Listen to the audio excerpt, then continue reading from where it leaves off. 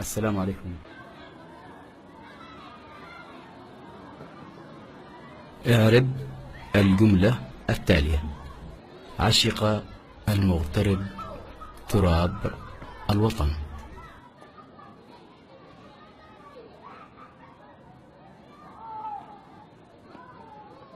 عشق فعل صادق مبني على أمل يحدوه إيمان واثق بالعودة الحتمية.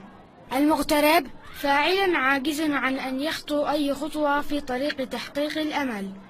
وصمته هو أعنف ردة فعل يمكنه أن يبديها.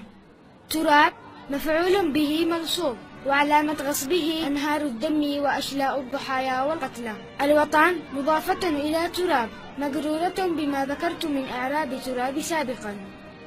ما لك يا ريان؟ غيرت قواعد النحو وقانون اللغة.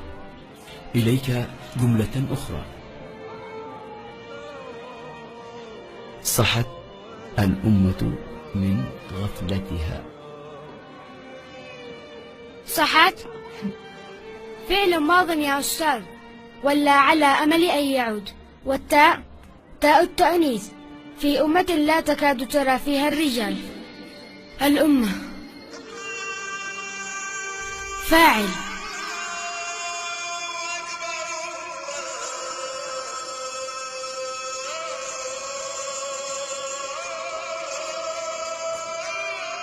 هده طول السبات، حتى أن الناظر إليه يشك بأنه ما زال على قيد الحياة.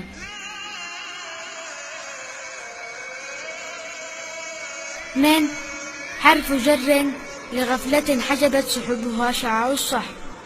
غفلتها اسم عجز حرف جر الأمة على أن يجر غيره.